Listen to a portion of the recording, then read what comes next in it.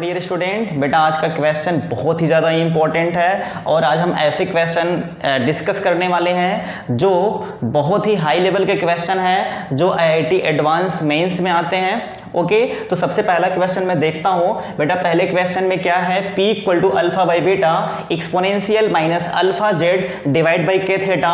यहाँ पे P pressure है, अल्फा बेटा कांस्टेंट है, जेड यहाँ पे डिस्टेंस है और के यहाँ पे बोल्ट्जमैन कांस्टेंट है, थीटा यहाँ पे टेम्परेचर है। तो आपको बीटा का डायमेंशन फॉर्मूला फाइंड आउट करना है।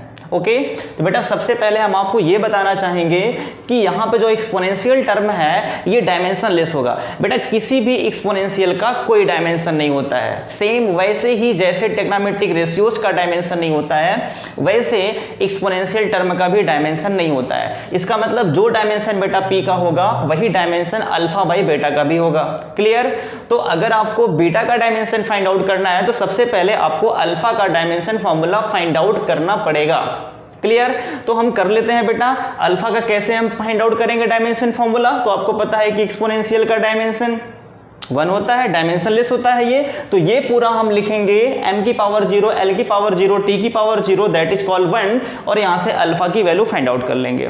तो सोल्यूशन करते हैं बेटा। सबसे पहले हमको क्या पता है कि जो अल्फा जेड है डिवाइड बाई के थीटा है ये बेटा होगा डायमेंशन लेस। इसका मतलब m की पावर 0, l की पावर 0, t की पावर 0 जिसको हम 1 एज्यूम कर सकते हैं। बेटा यहाँ से आपको अल्फा का निकालना है तो अल्फा हो जाएगा के थीटा डिवाइड बाई जेड।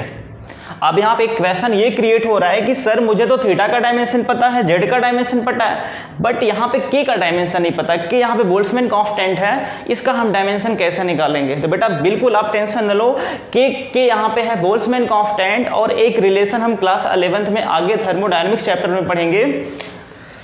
बेटा वहाँ पे जो के है उस के का एनर्जी के साथ एक रिलेशन है। एनर्जी होता है 3/2 kT।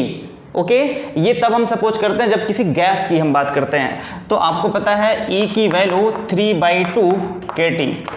ओके, ये बेटा आपको आगे क्लास 11th में जो KTG है, क्वांटिटी थ्योरी ऑफ गैस, वहाँ पे आपको ये बताया जाएगा। तो आपको टेंशन नहीं लेना है। तो बेटा यहाँ पे K का डायमेंशन हम यहाँ से निकाल सकते हैं। तो K बराबर यहाँ से आपको क्या मिलेगा? K हो जाएगा 2/3 E/T। ये आपको रिलेशन मिल गया। इसका मतलब बेटा 2/3 का डायमेंशन तो होता नहीं है, ये कांस्टेंट है, फिजिकल क्वांटिटी है नहीं। तो E और T का डायमेंशन हमको पता है, E एनर्जी है, T यहाँ पे टेम्परेचर है। तो सिंपली बेटा जो K का डायमेंशन फॉर्मूला होगा ये क्या हो जाएगा? E/T है। तो यहाँ से E का डायमेंशन पुट करेंगे ml² T की पावर -2 डिवाइड बाई थीटा। तो बेटा आपको क्या मिलेगा? तो जो K का डायमेंशन मिलेगा ml² T की पावर -2 थीटा की पावर -1। क्लियर? अब आप अल्फा का डायमेंशन यहाँ से निकाल सकते हो। तो बेटा अल्फा का डायमेंशन क्या होगा? तो अल्फा यहाँ पे है के थीटा डिवाइड बाई जेड। तो यहाँ से के का डायमेंशन आपने निकाला ml² T की पावर -2 थीटा की power -1 multiply theta divide by Z. यहाँ पे डिस्टेंस है तो इसका हो जाएगा l। Theta power -1, theta power 1, theta power 0 हो जाएगा। तो बेटा आपको अल्फा मिलेगा ml T की पावर -2। बेटा यहाँ पे l ऊपर जाएगा, -1 होगा तो 2 -1, l पावर 1 बचेगा। तो आपने अल्फा का डायमेंशन फॉर्मूला फाइंड आउट कर लिया। क्लियर? बेटा मैंने आपको स्टार्टिंग बताया था कि जो अल्फा बाई बेटा का जो डायमेंशन फॉर्मूला वही पी का डायमेंशन फॉर्मूला। तो हम क्या लिखेंगे? जो बेटा पी का डायमेंशन फॉर्मूला होगा यही अल्फा बाई बेटा का डायमेंशन फॉर्मूला होगा। तो बेटा बराबर क्या लिख सकते हैं? जो बेटा का डायमेंशन फॉर्मूला होगा ये अल्फा बाई पी हो जाएगा सिंपली। क्लियर? तो बेटा यहाँ पे P यहाँ पे प्रेशर है, तो प्रेशर होता है फोर्स अपॉन एरिया। तो बेटा फोर्स का डायमेंशन फॉर्मूला आपको पता है ml T power -2 divide by l² करेंगे तो आपको मिलेगा ml की पावर -1 T पावर -2। ये आपको मिल जाएगा प्रेशर का डायमेंशन फॉर्मूला। प्रेशर का डायमेंशन फॉर्मूला आपने फाइंड आउट कर लिया।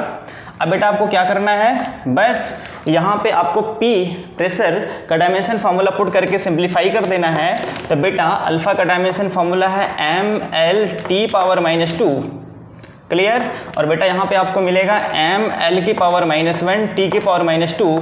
तो यहाँ पे आप देख रहे हैं सब कैंसल आउट हो जाएगा, सिर्फ l यहाँ पे बचेगा, ऊपर जाएगा l तो हो जाएगा l²। बेटा इसका मतलब ये है कि जो बेटा है ये डिस्टेंस का फंक्शन है और इसका जो डायमेंशन फॉर्मूला होगा L² होगा। ऑप्शन ऐसे भी गिवन में हो सकता है m की पावर 0 L² t की पावर 0, तो this option is correct. Okay, तो बेटा ये बहुत ही अच्छा क्वेश्चन था। आई थिंक आपके कॉन्सेप्ट क्लियर हो गए होंगे। तो हम नेक्स्ट क्वेश्चन चलते हैं करने के लिए। बेटा नेक्स्ट क्वेश्चन में f equal to a cos bx plus c cos dt है। x यहाँ पे डिस्टेंस है, t टाइम है। आपको बताना है कि find dimension of a b c and d। Okay बेटा, बहुत ही क्वेश्चन सिंपल है, ये एम्स में पूछा गया था। तो सबसे पहले मैं आपको ये बताना चाहूँगा बेटा कि जो cos यहाँ पे bx है और जो cos dt है, ये दोनों इंडिविजुअली डायमेंशन लेस होंगे, इनका डायमेंशन नहीं होगा। मतलब टेग्नामेट्रिक रेशियोज हमेशा डायमेंशन लेस में आते हैं। तो इसका मतलब बेटा जो cos bx है ये डायमेंशन लेस है, cos dt डायमेंशन लेस है। तो यहाँ से हम b और d का डायमेंशन फाइंड आउट कर सकते हैं। और आपको हम एक चीज़ और बताना चाहेंगे, प्रिंसिपल ऑफ होमोजेनिटी, जो डायमेंशन फर्स्ट टर्म का होगा वही डायमेंशन सेकंड टर्म का होगा, वही डायमेंशन थर्ड टर्म का होगा। तो यहाँ से हम a का डायमेंशन फाइंड आउट कर लेंगे और b का फाइंड आउट कर लेंगे। तो स्टार्ट करता हूँ। सबसे पहले हम डायमेंशन a का निकालते हैं। तो बेटा यहाँ पे क्या होगा, जो डायमेंशन f का होगा फ्रॉम प्रिंसिपल ऑफ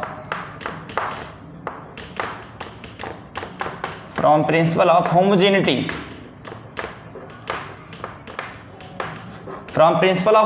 बेटा क्या कहता है, ये कहता है कि जो फर्स्ट टर्म का डायमेंशन होगा वही सेकंड का होगा, वही थर्ड का होगा। इसका मतलब डायमेंशन ऑफ फर्स्ट टर्म बराबर डायमेंशन ऑफ सेकंड टर्म। तो लिखेंगे जो f का डायमेंशन होगा ये हो जाएगा dimension of a cos bx। इसका मतलब यहाँ पे क्या है, cos bx, ये है डायमेंशन लेस। इसका डायमेंशन कितना होगा, m की पावर 0 l की पावर 0 t की पावर 0। इसका मतलब जो a का डायमेंशन है बेटा यही हो जाएगा f का डायमेंशन, और f आपको पता है m l t पावर -2। कितना आसान है, सिंपली आ गया। ऐसे अगेन हम क्या लिखेंगे, c का डायमेंशन फाइंड आउट करने के लिए। तो बेटा हम लिखेंगे जो डायमेंशन ऑफ f होगा, जो डायमेंशन ऑफ यहाँ पे f होगा अगेन हो जाएगा dimension of c cos dt। तो यहाँ से आपको मिल जाएगा सीधे सीधे जो f का, जो c का डायमेंशन होगा ये m l t पावर -2।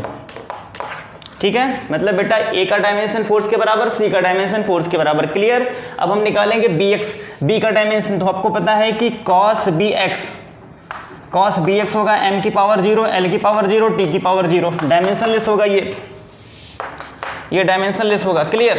तो बेटा कैसे निकालेंगे हम, तो यहाँ से हो जाएगा bx इक्वल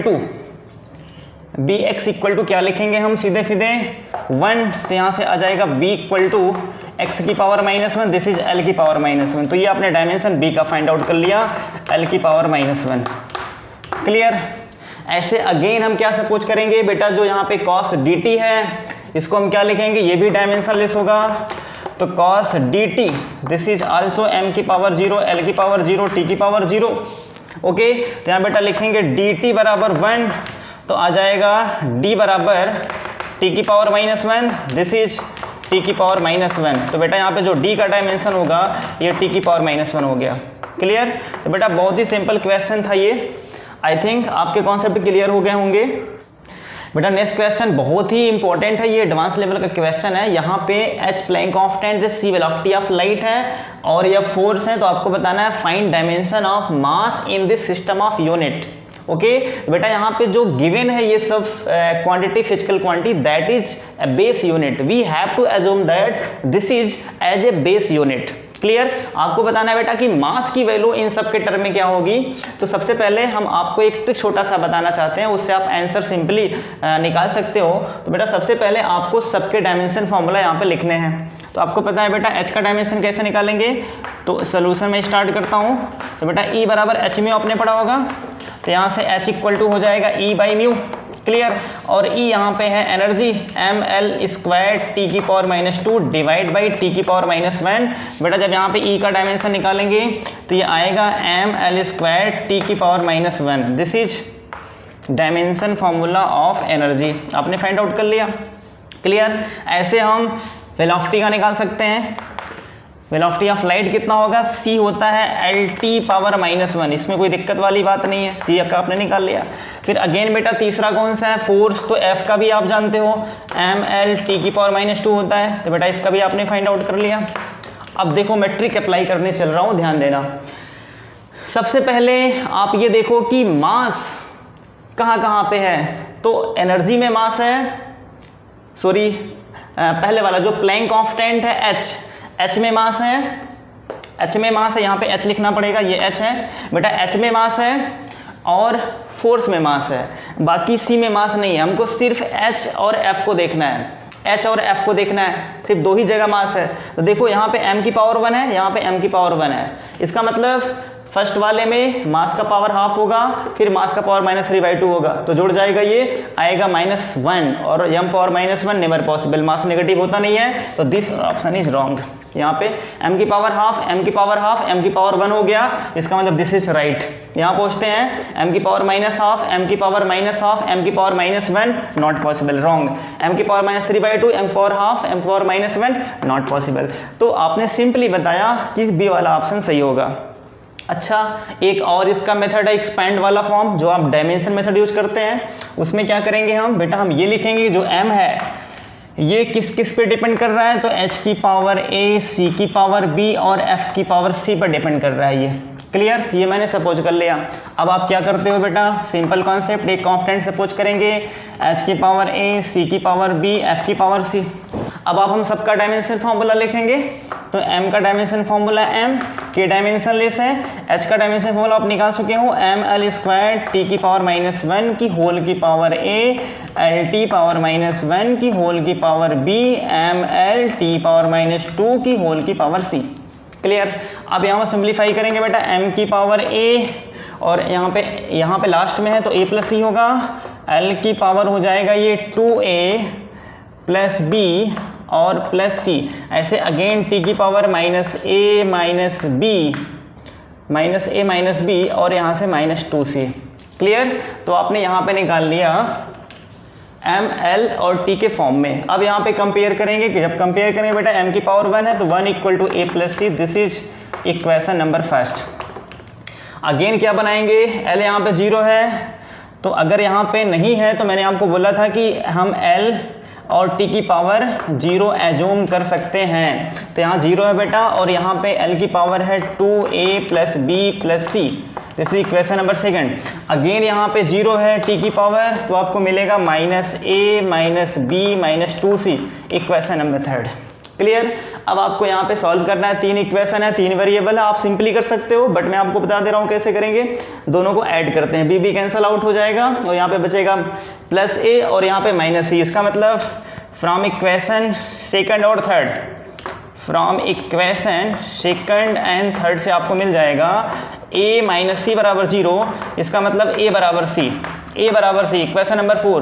बेटा फ्रॉम इक्वेशन फर्स्ट देखो, फ्रॉम इक्वेशन फर्स्ट में अगर हम a प्लस a बराबर 1 कर दें तो आ जाएगा 2a बराबर 1, इसका मतलब a की वैल्यू आ जाएगा हाफ, a की वैल्यू हाफ आ गया। ओके, अगर a की वैल्यू हाफ है तो c की वैल्यू क्या होगी, 1 - हाफ मीन्स हाफ, c की वैल्यू भी हाफ आ जाएगा। क्लियर।